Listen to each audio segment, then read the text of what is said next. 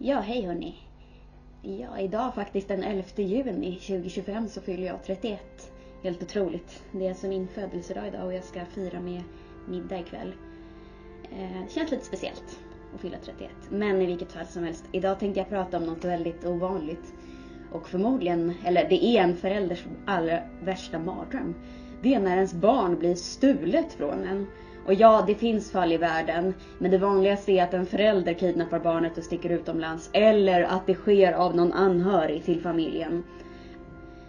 Men det här är det mest sällsynta fallet och det är att barnet kidnappas av en fullkomlig främling. Och det här är inte, och det här hände då i maj 2007. Madeleine McCann, henne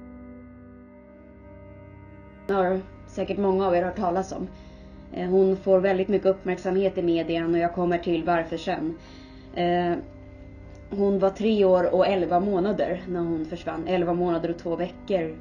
Nej, en vecka. 11 månader och en vecka när hon försvann. Lite drygt. Hon bodde, eller här. Jag måste börja med familjen först. Kate och Gary är hennes föräldrar.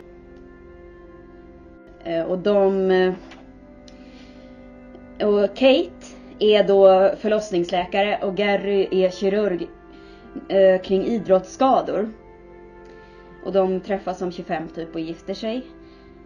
Nu var det så att Kate hade endometrios så hon hade ganska svårt att bli med barn. Men efter många försök så lyckades hon få barn med IVF. Och fick då lilla Madeleine den 12 maj 2003. Och Madde föddes i Leicester, England. Men hon är uppvuxen i Rotley den korta tiden hon fick. Sen fick de tvillingar också 2 år senare.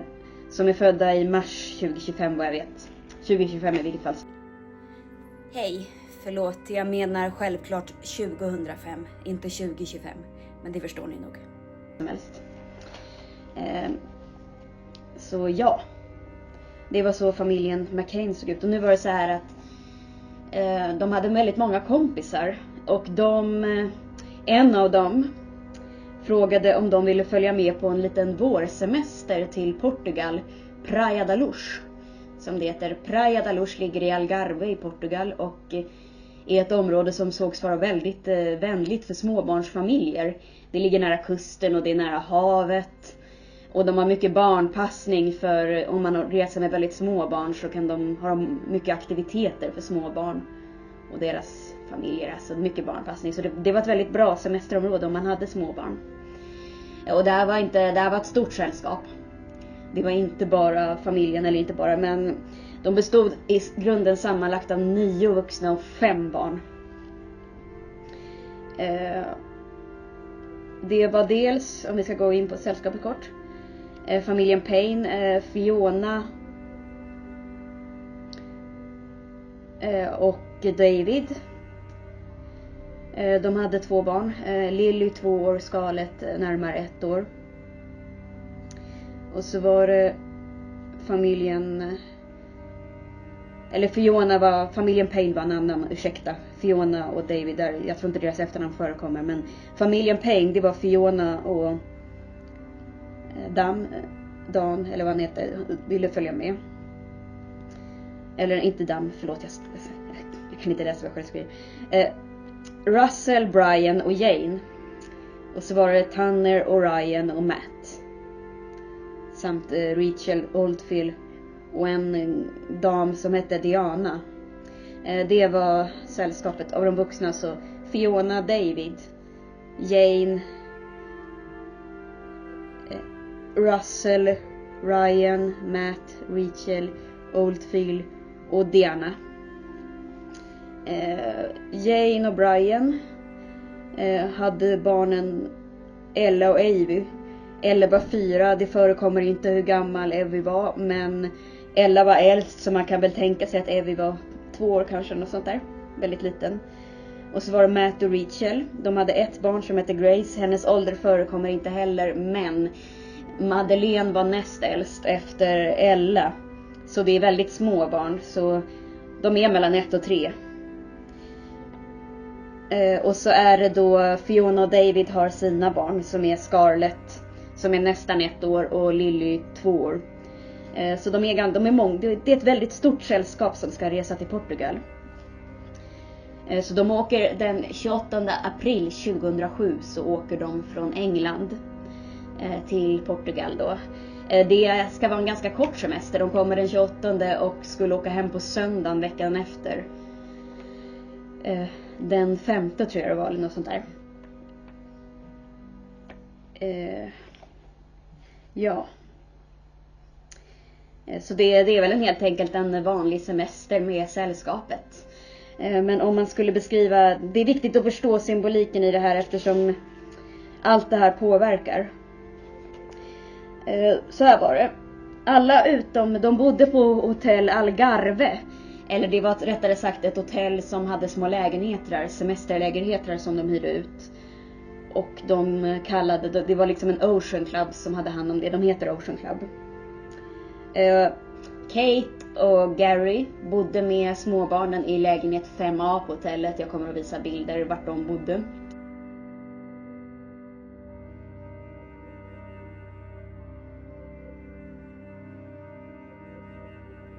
Hej, ursäkta. Algarve heter regionen där Praia da Luz ligger i. Det är alltså inte hotellet som heter Algarve. Enligt en källa hette först hotellet som Madeleine försvann på Bella Vista. Men det är inte riktigt heller sant utan hon försvann från en semesterlägenhet i Ocean Club. Som äger semesterlägenheterna heter. Hotell Bella Vista är tydligen ett separat hotell i Praia da Luz. Som typ också ägs av Ocean Club om jag förstod det rätt. Men det är i alla fall så det förekommer inte riktigt vad det där huset som lägenheterna ligger i heter. Men ja, det är så det är. Och övriga sällskapet, Matt och Rachel, de bodde i 5B bredvid med sitt barn Grace. Jane och Russell med sina barn Avi och Ella i 5D som är David. Medan David och Fiona och Diane var en gammal dam om jag förstod det rätt. De bor med sina barn. De bor med sina barn Scarlett och Lily på våning 2. Så de var de enda som inte bodde på bottenvåningen. Hotellet hade mycket aktiviteter för barn inom både för utomhusbruk och inomhusbruk. Föräldrarna kunde lämna dem till dem så hittade de på en massa kul saker med barnen. Under dagen och föräldrarna kunde göra annat som att äta ute. Jag vet att Kate och Gary spelade tennis och lite sådär. Så som sagt, småbarnsvänlig ort.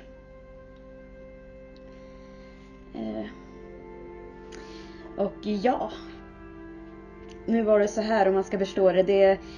Det här var den 28 anländer de och Madeleine försvann den 3 april. Hej, ursäkta jag pratar lite väl snabbt när jag gör videon så jag glömmer bort vad jag säger ibland. Men det var inte den 3 april, det var torsdagen den 3 maj 2007 som Madeleine McCann försvann. Alltså torsdag den 3 maj 2007. Men de skulle åkt hem på söndagen samma vecka i vilket fall som helst. Det är en väldigt, väldigt kort semester. De hade inte med sig barnvagnar för att resan var så himla kort. Så de tänkte att de kan bära barnen på magen. Sean och Emily, de var 2 år. Och man kan ju tänka sig att de kunde gå. Och ja, det spelar faktiskt roll i det här fallet. Nu ska vi se. De bor i en lägenhet. Madeleine sover i ett rum som har 2 enkelsängar. Hon sover i den hon sover i den närmast väggen om jag förstod det rätt. Och så finns det en vid fönstret. Och sen i mitten av rummet sover tvillingarna i varsin tältsäng. Kate och Gary sover i något rum med dubbelsäng i ett rum intill. I närheten. Alltså det är en familjelägenhet helt enkelt. Och ja, det finns faktiskt ett antal vittnen. Bland annat ett från den 2 maj. Där någon ska ha sett en man som stod och tittade på lägenheten länge och fick kalla kårar. Både en mor och dotter ska ha sett den här mannen. Man tror att han är portugisisk. Han är mellan 35 till 40. Ja. Det finns flera vittnen som har sett, men jag kommer till det sen. Så här var det nämligen. Kate och Gary skulle boka bord, eller hela sällskapet skulle ha middag på en tapasrestaurang som låg typ 40 meter bort. Och då 8:30 den 3 maj. Nu var det så att det fanns en barnlysningsservice på Ocean Club, men de passade inte med deras tider, men då kunde faktiskt de titta till barnen. Det fanns också förskolor de kunde lämnat barnen på, men de var inte så förtjusta i den tanken. Det passade inte heller deras tider. Så då tänkte de att men barnen får vara ensamma på rummet. De såg det som att det är ungefär som att de skulle äta middag i sin egen trädgård, och så har de barnen på rummet. De såg det så. Och det kan man säga vad man vill om. Min tanke är att det är väldigt ansvarslöst att lämna 3 småbarn ensamma i en lägenhet i ett främmande land med minst en dörr olåst i lägenheten. Det är väldigt ansvarslöst. Men i vilket fall som helst, det var så det gick till. Nu vet jag att deras kompisar hade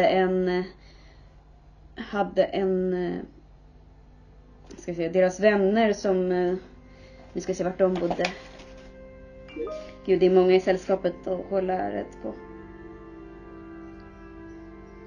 En av dem i sällskapet, Fiona och David, som bodde högst upp, om jag förstod det rätt. Eller nej, det var inte de som bodde högst upp, men de bodde ju på samma hotell. De hade faktiskt en sån där liten baby monitor så att de kunde höra barnet. Nej, David och Fiona bodde på våning 2. Och de hade en baby monitor. Nu var det här 2007. Jag vet inte hur den tidens monitor såg ut. Men 40 meter från restaurangen, de bor på våning 2. Då tänker man att varför hade inte familjen McCain en sån? Eller varför hade inte någon av deras vänner en sådan? Varför hade inte alla de sådana? I vilket fall som helst.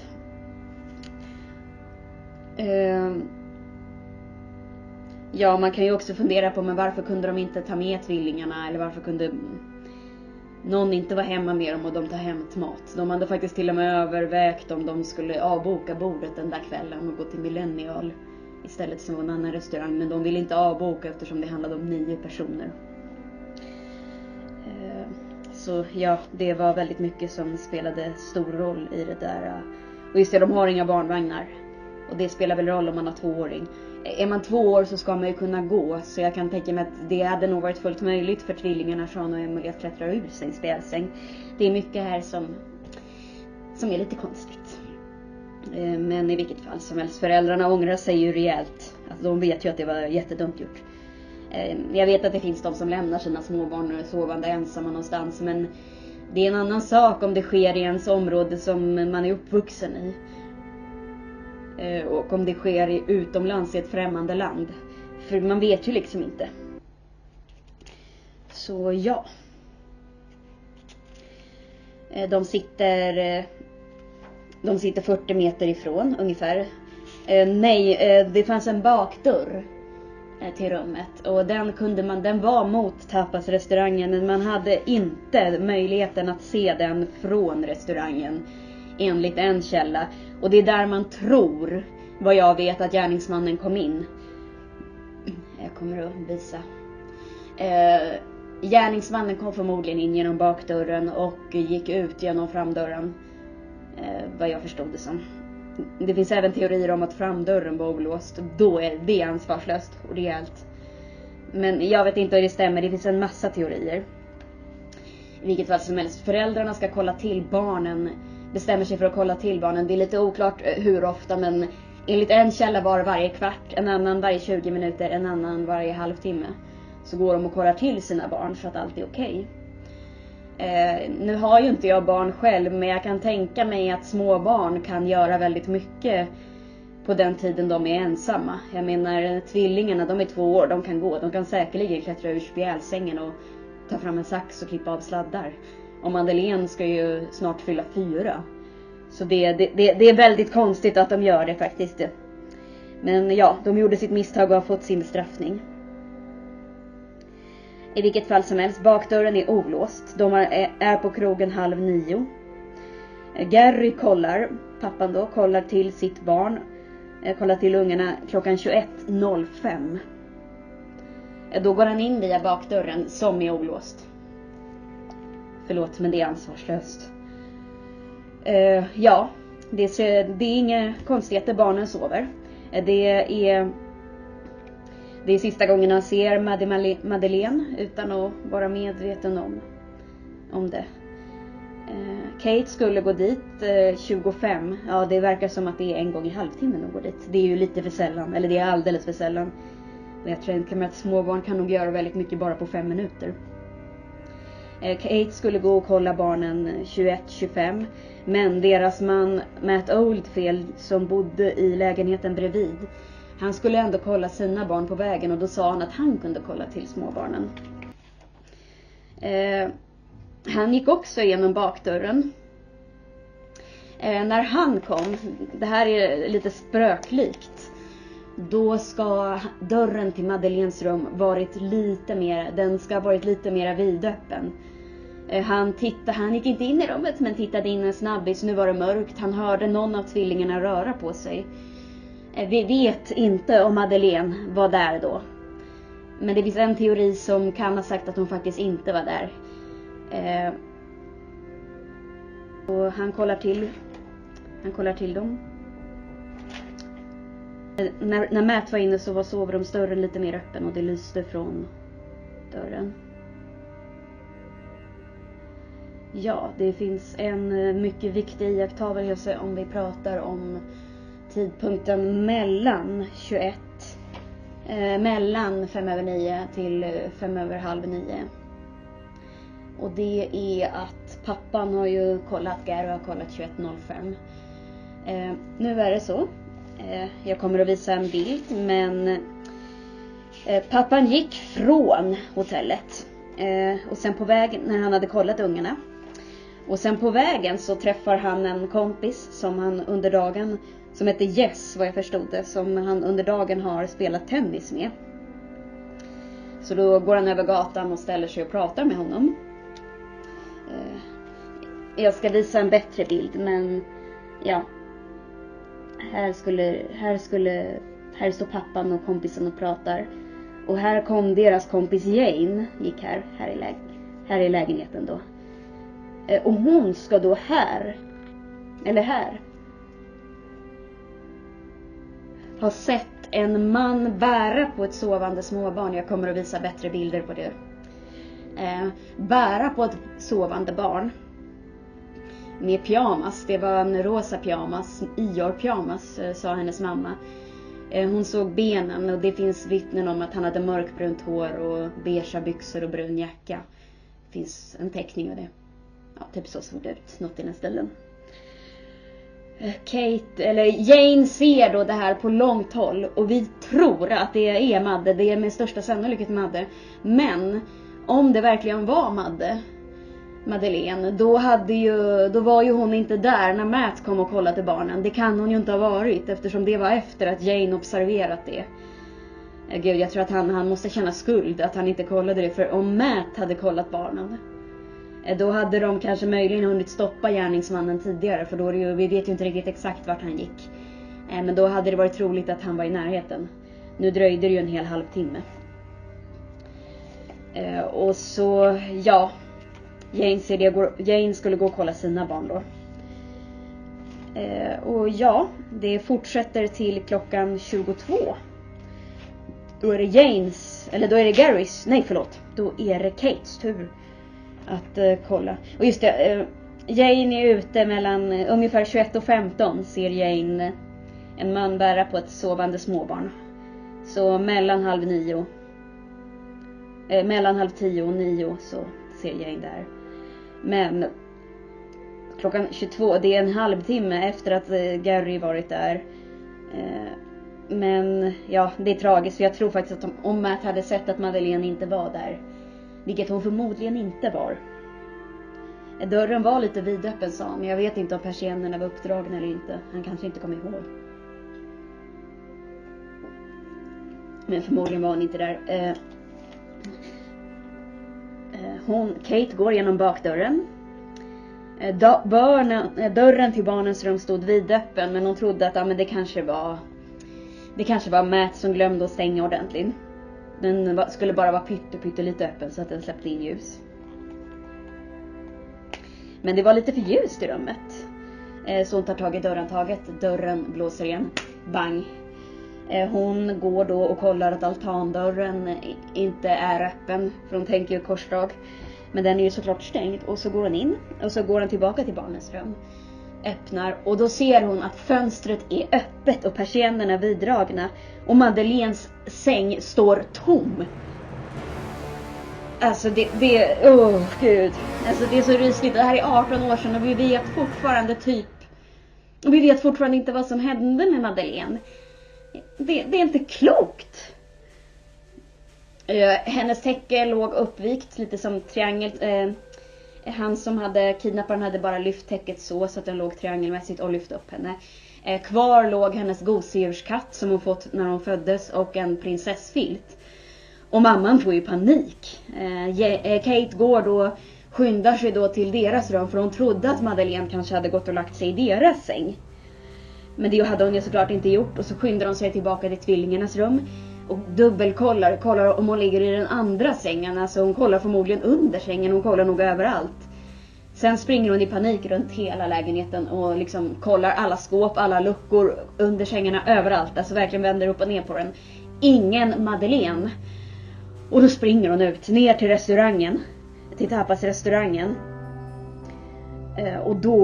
Och skriker till sitt sällskap att Madeleine är borta. Madeleine har kommit bort. Och då reser sig hela sällskapet upp. Och går till henne.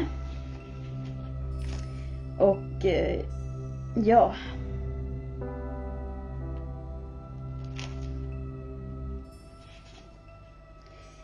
Och de samlas omkring henne. Och då tror jag faktiskt det är så att Gary säger till henne, men hon måste vara i lägenheten. Och då säger Kate, nej det är hon inte. Så vi måste kolla igen. Men det hade ju Jane redan gjort. Eller Kate redan gjort, förlåt jag förväxlar dem. Kate och Jane. Men ja, det blir ju ett helt liv då. Och det här börjar ju mindre. Nu ska vi se.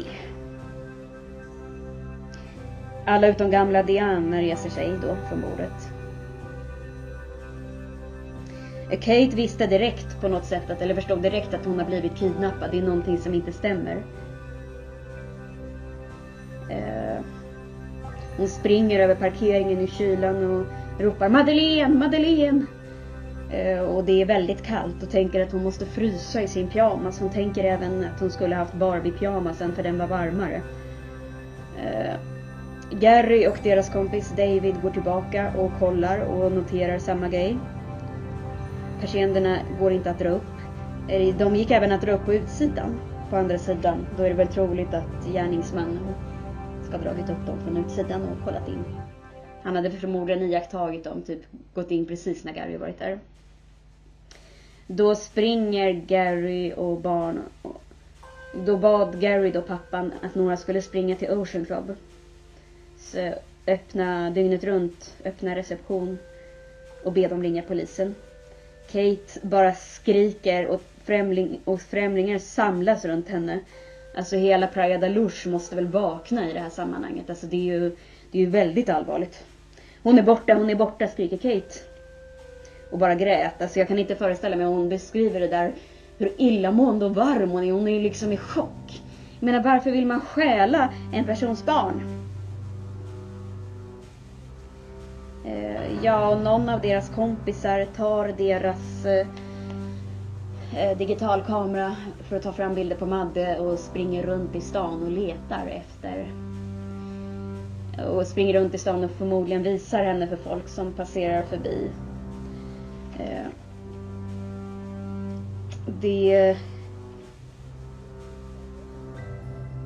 Klockan 11:05 hade polisen inte anlänt. Deras vänner går ju runt i hela Praia da Luz och letar. Gary ber till och med främlingar att ringa polisen. Ja. Det var vänner Russell som fick kameran, ja. Och det var inte förrän... nu ska vi se. Gud, jag har antecknat hur mycket som helst.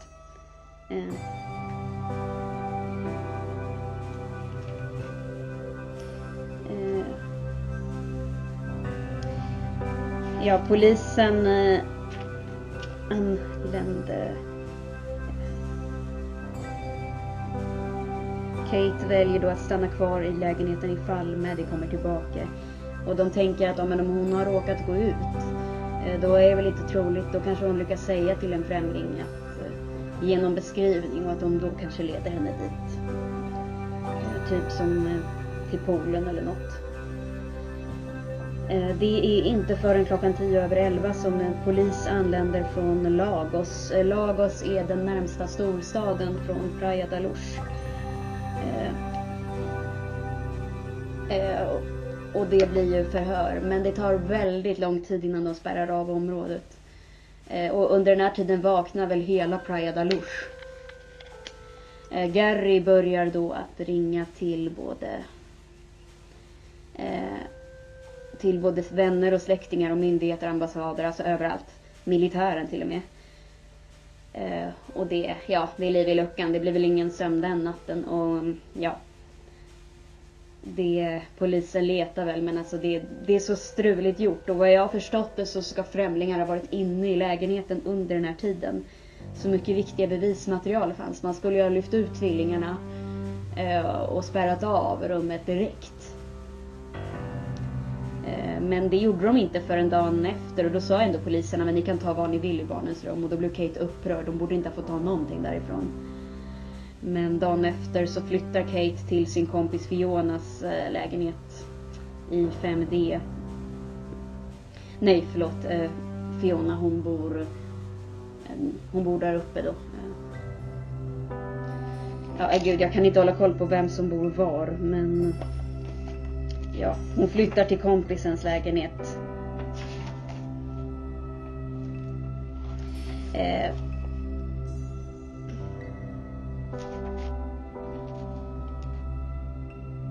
Nej, Dave och Fiona bor på andra våningen, så Kate och de flyttar upp till deras lägenhet för de känner att de klarar inte av att vara i den.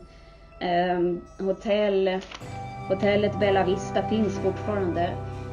Och ja, man kan hyra lägenheten, men man kan inte hyra lägenhet 5A. Den är såld till någon kvinna som bor där ibland. Men 5B kan man hyra. Jag vet inte hur välbesökt området är efter det här. Jag är inte säker på att det är så välbesökt. Ja. Nu ska man gå igenom lite vittnesuppgifter då. Alltså de letar ju i Praia da Luz i dagar nu. Jag kommer till senare hur det gick till när de har spärrat av rummet. Nu ska vi se lite vittnesuppgifter. Ja.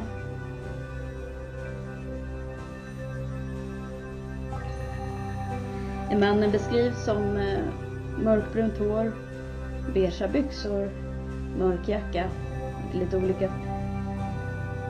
Barflicka med blont hår, brittisk utseendet, flicka rosa vit pyjamas med blommor, ingen filt. Gick i ganska rask takt. Mannen ska ha varit lite olika uppgifter här mellan 1,74 till 1,78. Ska vi se. En tonårsflicka ska samma dag, eller bara några dagar innan, har sett en man stå och bevittna lägenheten den 30 april. vid cirka klockan 8 till morgonen. Det var en portugisisk flicka vars föräldrar brukade bo i den lägenheten. Ja, hej igen. Förlåt, jag menar att det var flickans mor- och farföräldrar. Grandparents, eller om det var far- och morföräldrar. Men i vilket fall som helst, det var mormor och morfar eller farmor och farfar, alltså inte hennes föräldrar. Och enligt en källa brukar de bo i lägenheten och enligt andra så har de även ägt den. Men förmodligen både och. Så det är så det är. Och när jag ändå har er på tråden, att Madeleine McCann får mer uppmärksamhet än många andra försvunna barn är för att hon försvinner på en semester och för att hennes föräldrar är läkare. Det är precis så det är. Och vad jag förstår hade de till och med ägt lägenheten. Hon var i hon var väl i 13-14 år eller något sånt där. Hon såg en man som stod och tittade klockan 8 på morgonen på lägenheten. Hon var på väg till skolan då. Trots att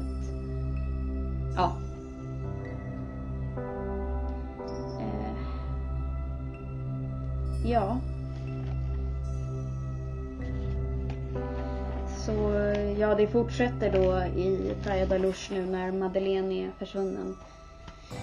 Och Kate och Gary skulle ha åkt hem på söndagen, men de kan ju inte åka hem nu. Så Kates föräldrar kommer faktiskt åkande från England till Portugal. Och en som jobbar på brittiska ambassaden kommer ner till dem. De bor kvar ganska länge i Fionas lägenhet. Sen tror jag de flyttar till någon annan lägenhet i huset. Sen får de flytta till en helt annan lägenhet. De är kvar i Portugal ända till september vad jag vet. Vännerna åker hem med omgångar. Men inte direkt. Och det är möjligt att Gary åkte hem någon gång över en kort tid och sen tillbaka. Men i vilket fall som helst. Så, det är så långt som jag kommer i den här videon. Jag kommer återkomma med mer information i nästa video om det här. Vi får hoppas att Madeleine McCann hittas innan dess.